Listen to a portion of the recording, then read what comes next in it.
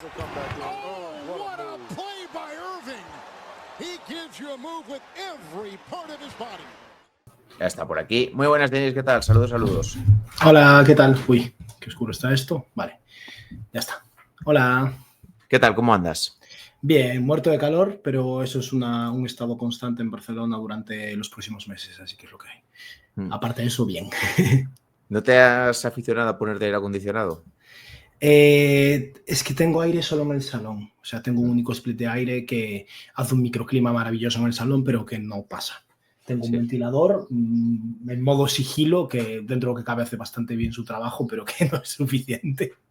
Yo también, yo lo puse solo en el salón y luego tiró de ventilador en el resto de habitaciones. El primer día me las pintaba muy felices, pero yo creo que era que simplemente no hacía tanto calor. Simplemente, entonces decía, ay, sí que llega. No, no llega. No llega. Yo cuando vine a ver el piso originalmente fue, de hecho, hace un año.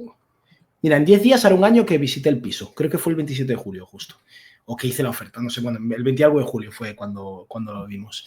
Y ese día estaba fresquísimo, pero claro, me imagino que estuvieron 5 horas con el aire puesto antes de que fuéramos a visitar el piso. Y está bien, o sea, es Barcelona, no es nada especial, ¿no? Simplemente hace un calor terrible en todos lados.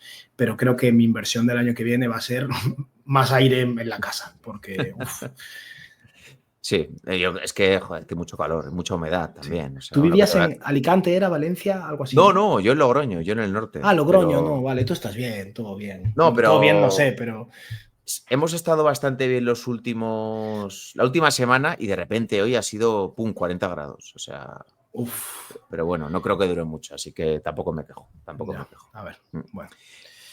Pues quería hablar un poquito contigo, primero de la agencia libre, de lo que te está pareciendo. Al final tratas mucho este tema en tu canal. Y luego quería darle un poquito una vuelta con el tema contratos, el tema de los APROS, para ver un poquito cómo lo ves. Pero quería empezar un poco con el tema agencia libre, porque dijo en su día Charania que iba a ser la mejor agencia libre de la historia.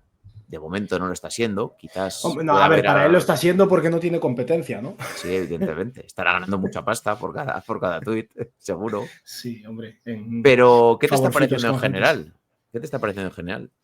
A mí, bueno, ya no sé si pareciendo es adecuado, más bien es que me ha parecido, ¿no? Porque es que ahora queda Al Horford y cosas más. Es cierto que no ha acabado, obviamente, quedan agentes libres restringidos, faltan cosas, pero bueno, lo potente se resolvió en cosa de 2-3 días, como siempre, ¿no? Pero a mí me gustó y yo siento que, de hecho, comparando con la del año pasado fue terrible. O sea, no sé si te acuerdas, pero yo recuerdo sentarme el día 1 de la agencia libre ahí a la hora inicial, ¿no? Con mi stream todo ilusionado, y que fue la noticia de noche que fue Andre Drummond o algo así. Había sido catastrófico. Y este año han pasado muchas cosas y cosas muy locas, ¿no? El tema de el Wave Stretch de Damian Lillard y el fichaje de Miles Turner, cosas realmente inesperadas, ¿no? A mí me está gustando y creo que al final hay un periodo, estamos viendo un periodo que en cierto modo ya ha llegado, ¿no? De adaptación a la nueva CBA, de realmente entender cómo funciona y los equipos, pues, a veces intentando improvisar a última hora, ¿no? Para intentar, pues, sobrevivir a una situación para la que no estaban del todo preparados, aunque deberían estarlo. Pero ha habido movimiento, han pasado cosas, sí. Y yo creo que, no sé, ¿es la mejor de la historia? No, claro que no. Pero es que sin Watch no puede ser la mejor de la historia. Pero ha estado bien. Yo creo que ha estado bastante bien. Y más con los agentes libres que había. ¿Quién había? Claro, lo decían por aquí en el chat. Es que antes de que empezase se movió Durant y se movió Desmond Bane. De Durant podíamos esperar incluso que acabase en Houston. Lo de Bane fue... Claro. Boston, a ver, no es lo mismo, pero la sorpresa Boston quitándose esos dos jugadores que habían sido fundamentales. Cam Johnson. Hemos visto muchas cosas. Sí, Denver, al final, la pasividad que habíamos visto con Calvin Booth ha desaparecido, ¿no? Con todo el tema de Denver moviendo por fin a Michael Porter Jr. y bueno, dándole una vuelta a la situación y mejorando la plantilla. Y creo que, bueno, Houston ha hecho 15 millones de cosas. O sea, menos los Warriors, todos los equipos han hecho cosas. Y algunas mejor y otras peor. Sacramento hace cosas de Sacramento, ¿no? Por ejemplo, pero en general, no sé, yo creo que...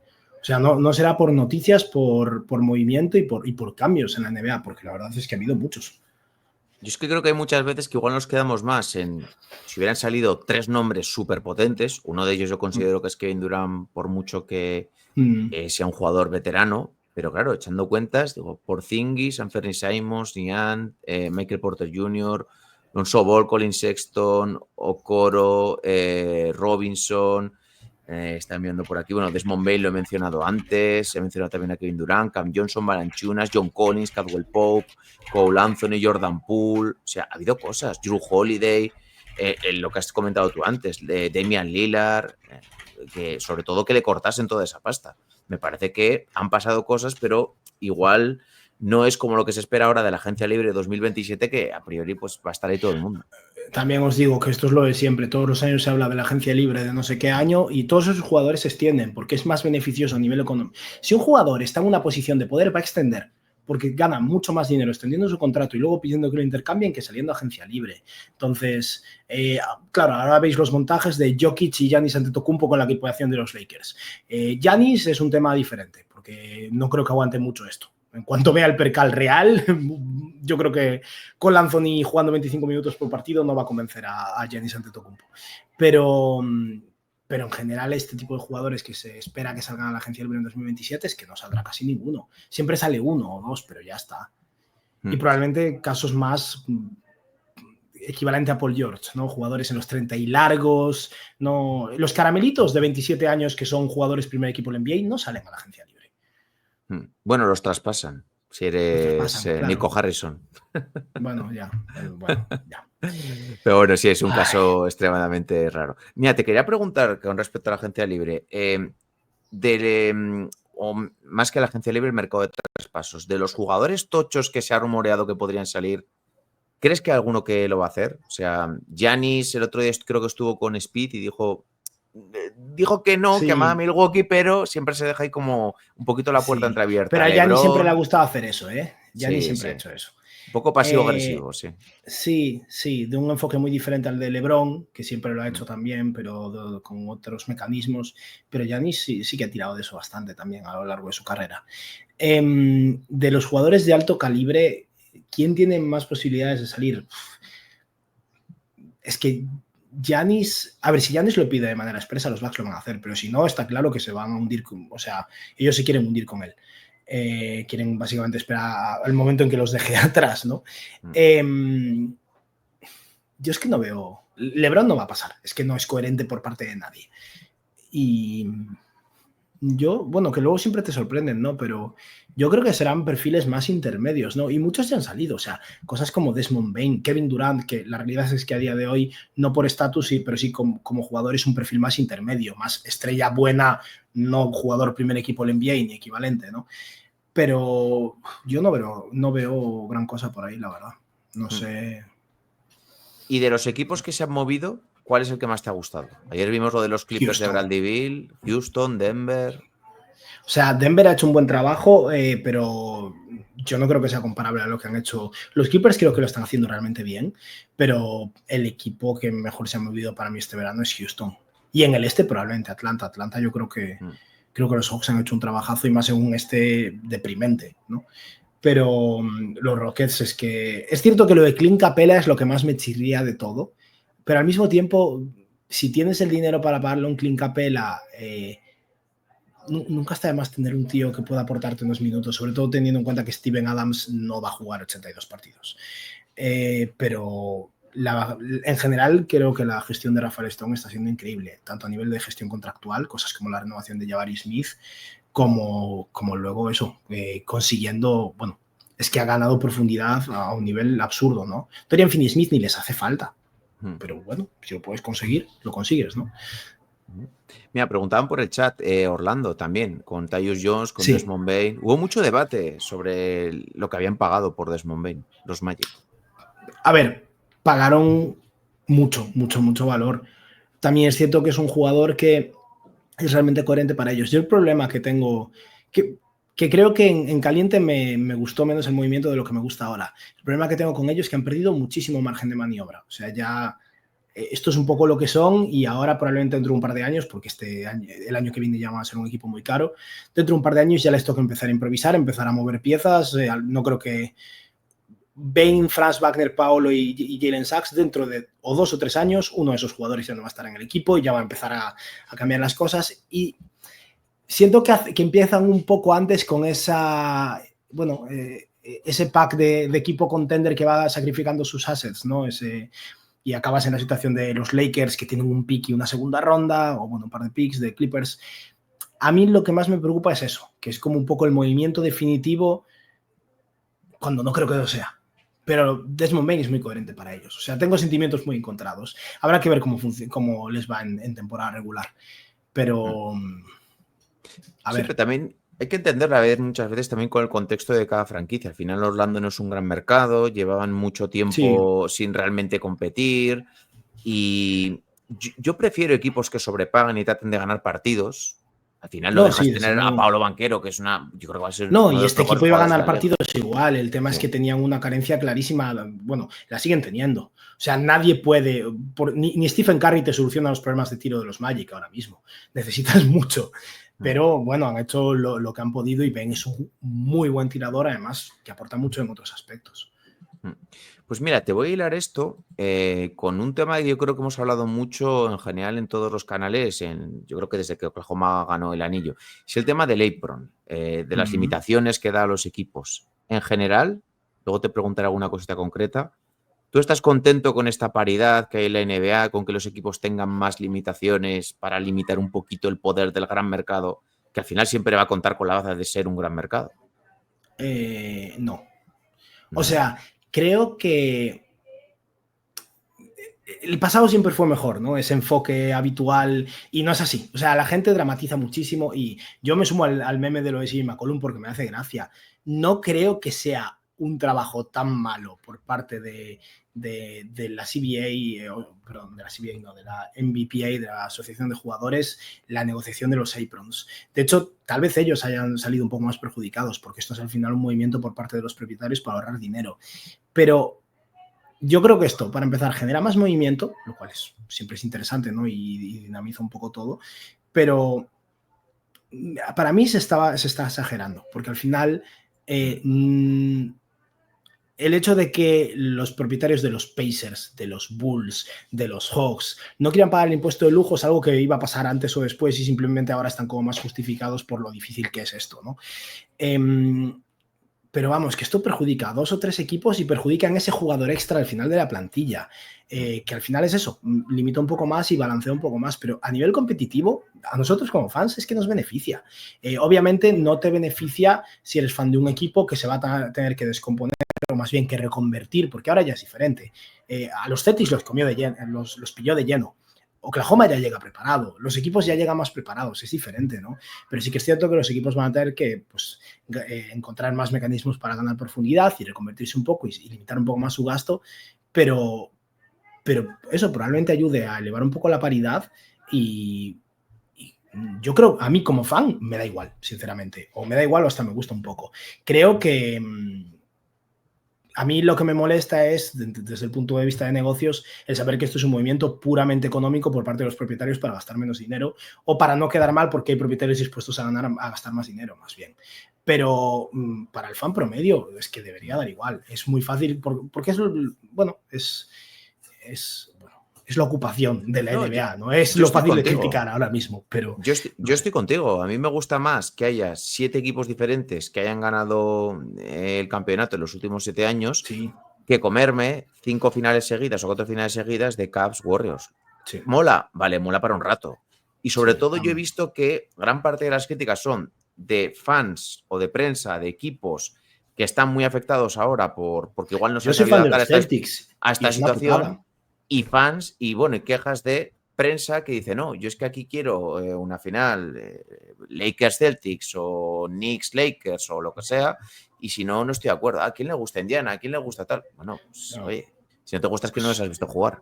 Exactamente, y que no te gusta el baloncesto, porque joder, menudos partidazos o sea, lo que hizo Indiana, ¿no? O sea, Oklahoma ya se esperaba, pero joder, ¿cómo no te vas a alegrar y disfrutar de un equipo si llega a las finales? Pero bueno, hay gente a la que le gusta no ser feliz. Sí. No pasa nada. pero... A mí no me gusta tampoco por parte muchas veces de prensa esa crítica desmedida y lo de todo lo de antes es mejor, esto tal, a Sí. quién le interesa. Y son comentarios que digo, joder, aunque sea vende un poquito el muñeco por tu parte. Pero esto ha pasado, yo siento que se hace un trabajo terrible a la hora de vender un producto increíble que es la NBA, porque la NBA tiene drama, tiene transacciones, tiene muchísimos partidos, o sea, puedes vender lo que quieras, tienes estrellas, tienes highlights increíbles cada noche, o sea, tienes de todo. Y al final van a hablar cada día de, no sé, de LeBron James. LeBron James está muy enfadado mientras está en un concierto de Bad Bunny. Es que me da igual, pero es lo que, bueno, supongo que es lo que más clics genera y lo buscan continuamente y de manera pues agotadora. En Estados Unidos la cobertura de NBA es terrible por parte de los medios grandes. Luego, obviamente, hay gente que hace un trabajazo, ¿no? Pero, y es algo que no al mismo nivel, creo, pero sí que se extrapola también a la cobertura en español y en todos lados. Sí, sí, sí. 100%. Pero sí, no, yo de verdad que a mí me resulta muy frustrante ver cómo eso. Hay gente que únicamente se queja. O sea, no sé, disfruta no sé, del baloncesto actual, que además es de un nivel altísimo y que no solo tiran triples, que es otro argumento ridículo, ni no sé, en fin. No, pero a mí, por ejemplo, pensar y plantearme cómo ha llegado, por ejemplo, Oklahoma a esta situación de...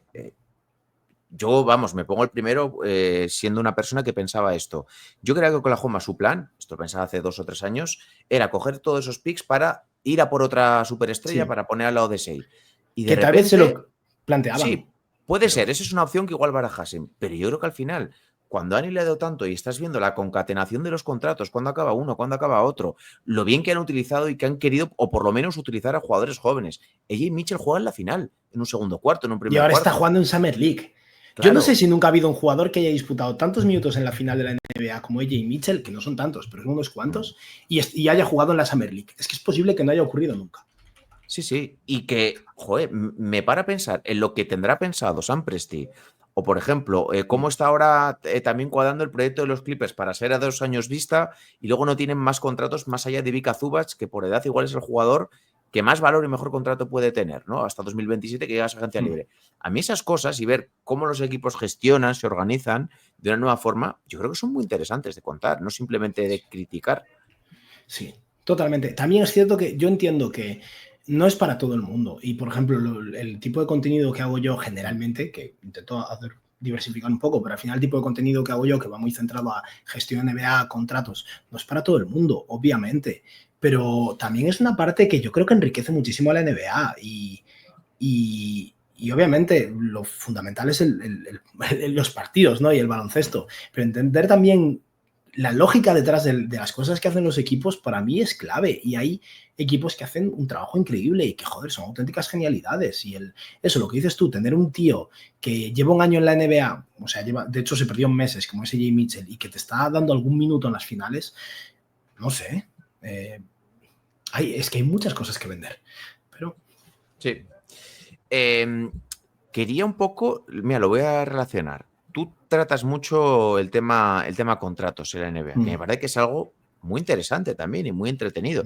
Y que yo no digo que aquí todo el mundo o el fan medio tenga que saber hasta la última excepción, hasta el último contrato, pero más o menos tener un esquema mental yo creo que es algo bueno.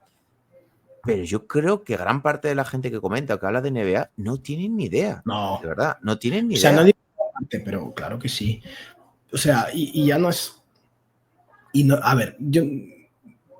Es que no, tampoco está bien señalar o no señalar, ¿no? Pero tú ves cosas de medios reales que son imposibles, ¿no? Y que plantean como posibilidades de el no sé qué, de, no sé, el sing and trade de Kuminga o el posible sing and trade de Kuminga no sé dónde, y que es matemáticamente imposible y que no hay forma de hacerlo y que no... Y eso lo ves en medios españoles, pero también cualquier día te encuentras un artículo de Bleacher Report de estos intercambios en los que ni siquiera cuadra el intercambio. Depende mucho de quién lo haga, ¿no? Y es algo que a mí sí que me resulta muy curioso, ¿no? Porque, no sé, de hecho, supongo que sabes de sobra quién es Stephen A. Smith, ¿no? Sí. Es book insignia de este canal, ¿eh? Pero sí, solo por puro show, ¿eh? Por puro show, ¿eh? Pero A. Smith, bueno, es lo tipiquísimo, ¿no? Hace mucho tiempo, lo de que los Lakers deberían intercambiar por Devin Booker con Kyle Kuzma and staff. En plan, era muy, él lo decía, Kyle Kuzma y cosas por Devin Booker. Y era como, tío, llevas toda la vida cubriendo la NBA, ¿en serio puedes decir algo así? Pero tiran para adelante, ¿no? Y sí, hay gente súper entendida, obviamente, y gente que tiene unas nociones y con unas nociones tú ya puedes tirar, no hace falta que entiendas toda la perfección. Pero también es cierto que a día de hoy, si quieres entender algo, lo buscas.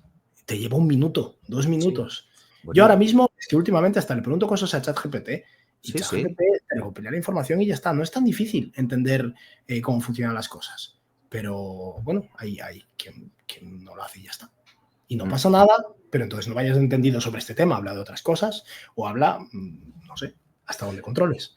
Sí, yo es que además creo que el tema de contratos ayuda mucho a entender lo que tú estás diciendo. Si un traspaso, si tú estás leyendo una información de un insider, que es, imagínate, respetable, y tú más o menos tienes una estructura de cómo funcionan los contratos, esto no puede ser lo que tú acabas de comentar ahora. Y eso también te ayuda a entender mejor igual qué movimientos pueden hacer las franquicias. Para mí es algo de lo que me atrae, de más o menos conocerlo.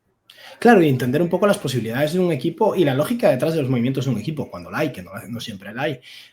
Pero, porque es cierto, ahí hay un factor, ¿no? En la NBA hay un factor muy importante que es, hay un general manager, hay una persona que toma las decisiones, pero luego por encima está el propietario.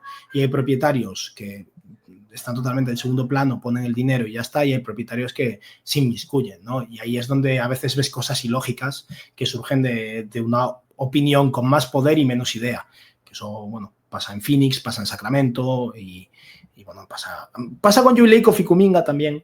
Pero bueno, son cosas que, bueno, a veces ayudan, también dinamizan un poco la NBA, ¿no? Ver a alguien que de repente, pues, te obliga a hacer algo que no quieres hacer y cómo altera un poco el rumbo de un equipo a veces. Mira, justamente lo estaban preguntando por aquí por el chat, hablando de Hansen Jan. Yo te quería preguntar un poquito más en general, que tú también has hecho mucho contenido sobre, antes de que llegase el draft, sobre todos estos jugadores que ahora han sido seleccionados, y si has visto algo de Summer League o algo previo, ¿cuáles son los jugadores, más allá de los típicos que todos conocemos que han quedado pues igual lotería, cuáles son los que más de lo poco que has visto te han sorprendido o crees que te van a sorprender de cara al año que viene? Porque, por ejemplo, a Jan no lo conocía de nada. O sea, es que de nada. Yo a Jan, sinceramente, sabía quién era de nombre y poco más, hasta que llegó al ¿cómo se llama? No. El Draft Combine. Al Combine. Bueno, al Combine, sí. Bueno, pero hacen como un campamento previo, no sé qué, Sí. Elite, no sé qué. Yo sabía quién era. Sabía que era un tío que jugaba en China muy alto y que era un buen pasador para su posición. No sabía nada más. Y a mí me ha sorprendido muchísimo. Ojo con él, igual que con tantos otros, estamos en la Summer League. Y en la Summer League los jugadores no son jugadores de la NBA, no son atletas NBA. Ya Young lo he visto, o sea, un talento tremendo, lo he visto lento, que es un tema también a tener en cuenta. Que, a ver, Jokic es lento y no pasa nada, ¿no? Pero es un tío súper interesante, Hansen Young. Y a ver qué hacen también en Portland con él, porque su pick del año pasado, su pick 7 del año pasado es un pivot, es Donovan Clingan, ¿no? Entonces, sí. Tengo mucha intriga por ver qué pasa ahí. Entiendo que tiene una confianza tremenda en él, porque si no, no hubieran hecho algo así. Bueno, y Robert Williams. Williams es irrelevante para Portland, creo, ¿no? Habrá que ver primero que juegue. Yo imagino que saldrá, yo imagino que saldrá en algún momento, claro. Sí, me imagino que sí. O si no, acabará firmando un buyout después del cierre de mercado, ¿no? Y yéndose a algún lado por la mínima. Me imagino que haremos algo así, más bien, si nadie se interesa en él. Otros jugadores que me interesen a mí del draft, que no sean de lotería, espérame. Bueno, o si quieres alguno de lotería que ha bajado y que te apetezca mucho. Yo, por ejemplo... Bueno, directamente es del año pasado, pero Nikola Topic, que por fin está jugando, está siendo... muchas pérdidas, o sea, hace falta una maduración por ahí, pero la verdad es que me está gustando bastante. Nick Clifford, es que a mí ya me gustaba mucho en el draft, pero Clifford, de hecho, es que es un jugador que ya es demasiado maduro para la Summer League y no había ni debutado, ¿no? No tiene nada que aprender ahí, pero a ver, cuando tienes un jugador que lleva 4 años en la universidad jugando a un nivel muy alto, pues se nota, ¿no? Lo mejor que ha hecho Sacramento para mí de este verano es conseguir a Nick Clifford. Mira, me interesa saber, ¿qué piensas de...? Porque he escuchado muchas críticas, y yo solo le vi el año pasado en el Madness, de Con Kunepel. Porque yo todo lo que... Muchas críticas he escuchado acerca de... Bueno, si es un jugador muy inteligente, no tiene físico NBA. Digo, a ver... Tampoco estoy en esas. Yo, sinceramente, creo que eso es racismo y es algo de lo que pecamos todos a veces, ¿no? Pero es así. Como tiene pinta de granjero de Arkansas, pues pasan estas cosas, ¿no? Pero no es un atleta NBA de altísimo calibre, pero hay otros jugadores así, no pasa nada. Austin Reeves no es un atleta NBA de altísimo calibre. Y es buenísimo. Sí, y Conupel es buenísimo. Conupel es un tío que tiene... O sea, si Conupel fuera un atleta, sería el pick 2 del draft. Indiscutible, además, posiblemente. O sea, es un tirador de élite con capacidad de pase, con buen tamaño y que es muy inteligente en defensa. No va a ser un gran defensor en la NBA, pero ¿cuántos jugadores con capacidad de tiro que no son grandes defensores en la NBA funcionan? Pues a eso súmale todo el extra que tiene Conupel, que puede funcionar como playmaker secundario, que de verdad es un buen pasador, que es un tío con intensidad y con mucho trabajo detrás, que tiene 19 años, no tiene 24, no es el típico especialista desde 3 que ha pasado 4 años en la universidad, como puede ser Kobe Brea, ¿no? Yo, bueno, supongo que críticas vendrán mucho, de verdad, por un tema visual, ¿no? O sea, no lo has visto jugar, no sabes nada de él, ves que es el pick 4 del draft. Si es el 13 a nadie le importa, ¿no? Pero si es el pick 4 del draft es como, ¿quién es este tío? Conupel es muy bueno. Y es más maduro que la mitad de los Charlotte Hornets ya, así que también es positivo eso. Creo que Charlotte ha hecho un buen trabajo sumando en general buenos caracteres, ¿no? Este draft, creo que eso va a ser positivo para los Hornets, que les viene bien para balancear un poco. Sí, la verdad que sí. Pero, mira, preguntaban sí. por aquí por el chat, Hugo, también estaban preguntando McNeely, Beringer. Beringer está muy verde, muy verde, pero es que ya, bueno, el primer partido consiguió 7 tapones, ¿no? Y es un poco el atractivo que tiene. Necesita aprender a jugar al baloncesto. Beringer creo que empezó a jugar hace 3 años o algo así. Es el típico chaval que de repente creció mucho y ya no, y era en plan, tío, vete a jugar al baloncesto. Y resulta que era muy bueno, ¿no? Pero es un atleta increíble, se mueve muy bien para un jugador de su tamaño, pero necesita mucha maduración. Aún así me parece un jugador perfecto para Minnesota porque Gobert no va a estar ahí eternamente. McNeely... Es que, bueno, creo que Charlotte ha hecho un trabajo excelente en el draft, la verdad. Y McNeely con ese pick 29 que fue un tirador, o sea, un perfil tirador competitivo que tuvo un año flojo en la universidad y que mucha gente dio por... O sea, mucha gente descartó un poco y yo creo que el contexto influía muchísimo. Yo creo que va a funcionar muy bien en Charlotte. Y Hugo, bueno, yo tengo sentimientos encontrados, porque obviamente como fan de los Celtics, que seleccionen a un jugador español y verlo más, al final me ha puesto más que a cualquier otro equipo, me hace ilusión, ¿no? Y ha habido flashes muy interesantes en Summer League. El problema es que como casi cualquier jugador de la NBA, que no es un creador con el balón en las manos, necesita tirar. Y si no tira va a ser muy complicado. Pero con la edad que tiene, la intensidad defensiva, el físico, puede ser, de verdad puede ser que lo consiga, ¿no? Y que consiga establecerse en la NBA. Tengo muchas ganas de ver cómo funciona. En Summer League, bueno, ha habido luces y sombras, pero es que es normal. Es un jugador que es muy joven todavía y tiene herramientas y es evidente que trabaja y que quiere mejorar, ¿no? Pero no esperéis que Hugo González sea un jugador en su primer año en la NBA. No, tiene buena actitud. Sí. Bueno, depende de lo que haga Boston, porque yo... Pero es que los novatos son malos el 90% de las veces y la excepción son jugadores o más maduros o... No, pero me refiero a que juegue minutos, a eso me refiero. No sí.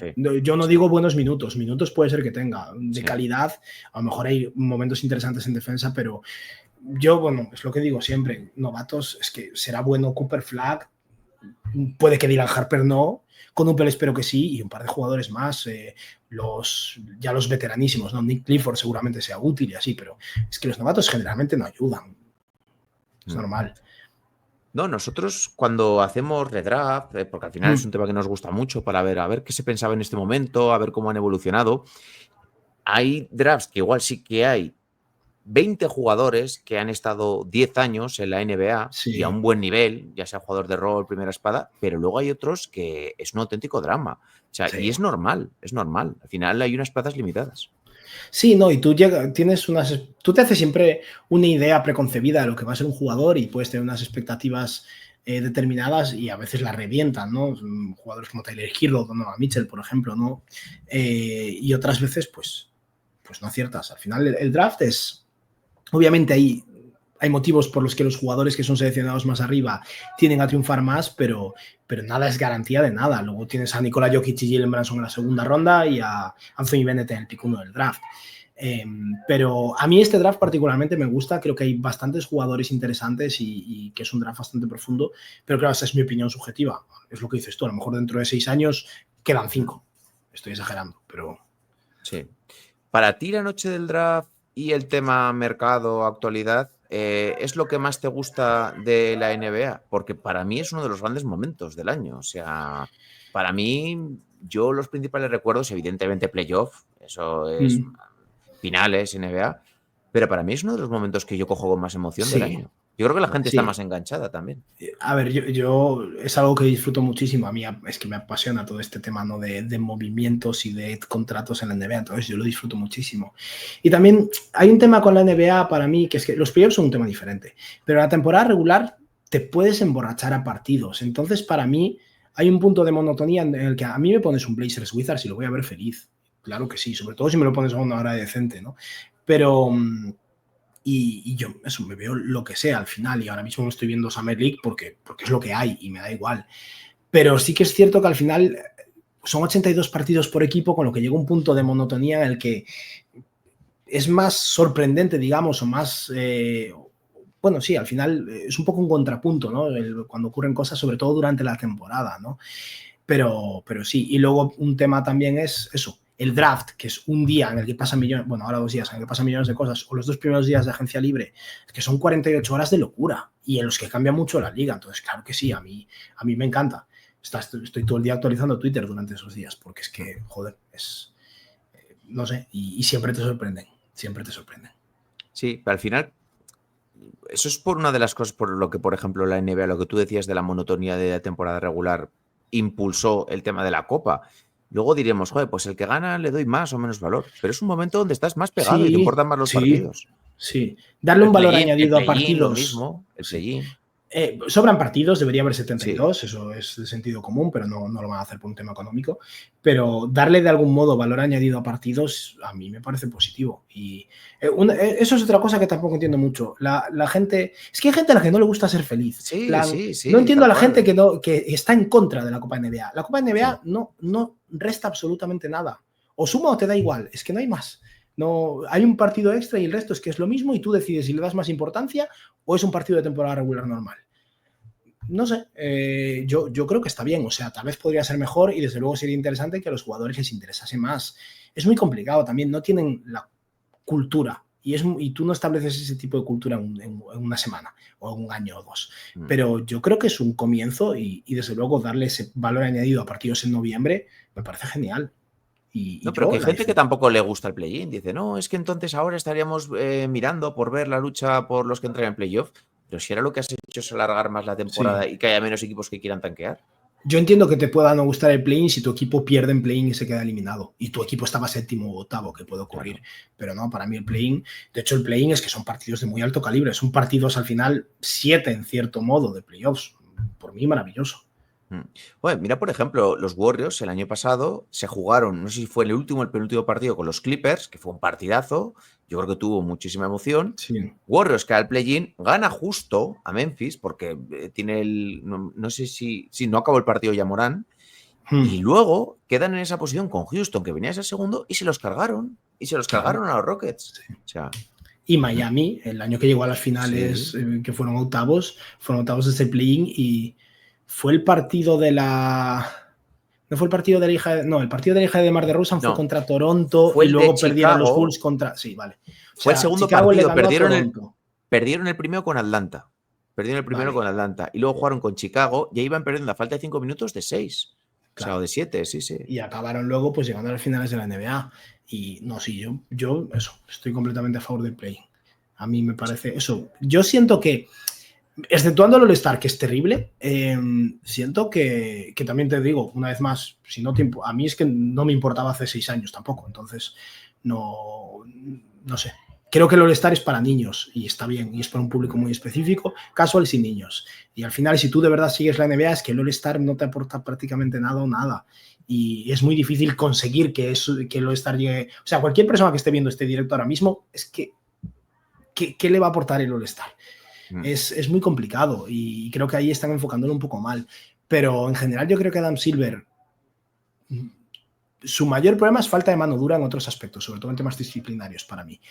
Pero en general, pero a mí me parece que ha habido iniciativas bastante interesantes por parte de la NBA. Sí. La introducción del juego es un problema, que bueno, es un tema económico, que el juego está en todos lados, no particularmente, bueno, en todos lados, pero bueno, en Estados Unidos lo ves muchísimo en podcast y en todo. Pero que luego nos sorprende que hay jugadores que jueguen, no te jode. Pero aparte de eso, no sé, creo que una vez más es muy fácil criticar cuando no estás tú tomando las decisiones. Sí. De cara un poco, te he preguntado antes por la agencia libre y ya si quieres vamos acabando. De cara al año que viene, ¿es una temporada que te ilusiona más que la anterior? Igual, menos, la afrontas un poquito con mucha expectativa, menos. A ver, yo soy fan de los Celtics. Aparte, yo soy fan de Boston y hace como 3 años así que digo que el equipo que más disfruto ver es Indiana. O sea, estoy jodidísimo. Da igual, obviamente, pero para mí particularmente como fan es un año peor. No pasa nada y yo, lo que decía antes, es que me voy a ver un Portland-Washington feliz. Pero es verdad que para mí particularmente sí que es un año... Aparte, donde el este está abierto, lo cual sí que es interesante, pero al mismo tiempo está abierto mal. Sí. Pero yo siento que que no es el oeste. Las finales de la NBA probablemente vayan a ser la conferencia oeste en general y no lo sé. También a lo mejor es anticiparse, quién sabe, a lo mejor New York acaba ganando un anillo. Te sorprende siempre, ¿no? Yo hace unos meses daba por sentado que las finales de conferencia iban a ser Cleveland-Boston y no llegó ninguno de los dos.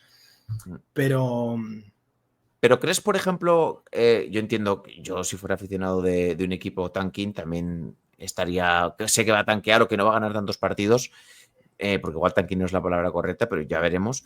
¿Pero crees que es necesario los movimientos que han hecho? ¿Los entiendes? Para Boston. tratar de ser mejor. Dice, oye, igual aquí hacemos un pequeño reseteo, asumimos que este año no va a ser tan bueno. O sea, pero no es un movimiento deportivo, es un movimiento económico. Pero hay que comprender la realidad del sistema de aprons y que Boston, desgraciadamente, los Celtics, desgraciadamente. Si Tatum no se hubiese lesionado, yo creo que igual hubiese movido algo, una pieza, pero tampoco hubiera pasado algo. No tanto, pero hubiera pasado algo seguro. Pero además a los Celtics es que no los ha comprado el dueño de los Lakers, porque el nuevo dueño de los Lakers es un tío con dinero. A Boston lo ha comprado, a los Celtics los ha comprado un tío que va justito. Y eso también influye, pero como si Steve Ballmer no fuera el propietario de Skip y se hubiera comprado a los Celtics, hubiera pasado esto igual. La carga económica de los Celtics no tenía ningún sentido. Y además es un equipo que ingresa menos de la mayoría porque no controlan su arena, que es un tema que les perjudica muchísimo a nivel económico. Yo hice un vídeo sobre la situación económica de los Celtics en impuesto de lujo hace un mes y algo así. Sí, y es que tenían casi $500 millones de carga entre impuestos y salarios. Eso era insostenible. Y cuando tienes a tu jugador franquicia lesionado y no vas a ganar un anillo este año, porque no lo va a ganar, es evidente, es normal. Y es una mierda y estás en una peor posición porque tu equipo va a ser peor dentro de un año de lo que hubiera sido si estuvieran dispuestos a seguir pagando. Claro que sí, pero es que es inevitable. Igual que dentro de un año o dos Cleveland va a desmontar cosas, porque Dan Gilbert, el propietario de los Cavs, sí que es un tío con mucho dinero, pero los Cavs ya están metidos sobre el segundo tax apron, eso va a seguir aumentando. Cuando les empieza el repeat de tax, la cosa va a empeorar y es la realidad de este sistema de aprons. Pero también son equipos que se han conformado sobre la marcha ya con esto estableciéndose. Yo creo que eso es algo muy a tener en cuenta y que influye mucho. Y no va a ser el mismo si, yo qué sé, si los Wizards dentro de verdad funcionan y dentro de 2 o 3 años están empezando a competir, su plan de acción va a ser ya muy diferente porque van a entender cómo funciona esto. Al final, los equipos que estaban en medio de esta situación los ha cogido el toro. Es así. Pero volvemos un poco al punto inicial. Si gran parte de los fans, después de la derrota de los Celtics y con la lesión de Tatum, o gran parte del público general que ve la NBA, entendiesen mínimamente lo que supone estar en el segundo apron y lo que pagas por el segundo apron en un equipo que sin Tatum podemos hacernos todas las ilusiones que queramos, pero no va a competir por el anillo, es normal que la franquicia diga, este y este van a salir, y los que más papeletas tenían eran Porzingis y Holiday. Claro, 100%. Y al final es que es eso, la NBA es un negocio y el año que viene los Celtics perderían dinero. O sea, ahora mismo no lo sé, Es posible todavía que pierdan dinero, sinceramente, porque es un equipo que ingresa poco comparado con la mayoría, pero hubieran perdido mucho, mucho dinero. Y eso es algo que un propietario puede tolerar si está en una posición muy cómoda y si tiene un equipo de campeonato. Si no tienes un equipo de campeonato, no va a pasar. No lo hace Steve Ballmer, no lo hace Joe Lacob, porque es que no es como funciona. Esto es un negocio. Y al final disfrutamos del negocio y de los frutos de ese negocio, que es la liga de baloncesto, ¿no?, de Estados Unidos, pero hay que comprender que quien controla esto es un tío que quiere ganar dinero y no perder millones. Y es lo que van a perder. Es que es así. Y de cara un poco al año que viene, ¿qué tienes pensado algo nuevo para tu canal, para la gente que te sigue? ¿Algún tipo nuevo de sección, contenido? No, ahora mismo la verdad es que no tengo nada pensado. Es cierto que hace como un mes más o menos empecé le he dado una vuelta, ¿no?, al canal secundario. Yo tenía un canal secundario donde volcaba mis directos de Twitch y poco más, y ahora lo estoy utilizando como un poco el sitio donde vuelco lo que me apetece. Me siento delante del micro, grabo y ya está, porque es que más tiempo no tengo, si no. Pero al final eso, yo tengo, bueno, lo que nos pasa a todos los que no vivimos de esto, ¿no?, un tiempo limitado y no veo ahora mismo realmente una posibilidad de modificar mucho la forma en que trabajo. Entonces, no tengo... Supongo que seguir igual, intentando mejorar es en los mucho, márgenes. que seguir ya me parece mucho, porque haces vídeo diario, con mucho contenido. O sea, me parece que eso es... A la gente que te siga, a la gente que ve tus vídeos, que yo creo que eso es el premio, que sigas haciendo vídeos. No, bueno, sí. A mí esto me encanta. O sea, sí. ¿Me gustaría que me fuera mejor? Claro que sí. Eso cualquiera, ¿no? Pero a mí me encanta. Lo disfruto muchísimo. Y eso, parar no tengo pensado parar. Luego ya se verá cómo se desenvuelve la vida, ¿no? Pero sí. Eso. Pero cambios radicales, no. De hecho, hace un par de años tenía ganas de meterme con TikTok, No me da la vida. Bah. Ni las ganas. Ni lo consumo, mundo, me resulta mucho más difícil también plantearme meterme ahí. Pero bueno. Pues gracias a toda la gente que habéis estado por aquí en directo en Twitch, que no lo queremos quitar más tiempo a Denise. Vamos a cerrar. Ya sabéis de sobra todos cuál es su canal. De todas formas, os dejaré a la gente que lo escuchéis en podcast su link en la caja de descripción del programa. Y nada, ahora te despido y que mucha suerte para el año que viene, y a ver si volvemos a hablar dentro de poco y ya un poquito con algún movimiento más, que parece que nos hemos quedado a medias con lo de Horford, Kuminga, Giddey. Se ha quedado un poquito parada la cosa. Los agentes libres restringidos, ¿no? Y luego alguna cosilla más. Pero sí, a ver cómo se desenvuelve todo. Y las renovaciones, o sea, las extensiones de contrato de novato, que es algo que los equipos son como estudiantes de instituto, lo hacen todo el último día, entonces eso se resolverá en octubre. Pero a ver qué pasa ahí también. Nada, muchísimas gracias, Óscar. Un placer como siempre y ya nos iremos viendo. Pues nada, chicos, gracias a todos. Saludos y nos vemos en el siguiente podcast. Chao, cuidaros. Chao.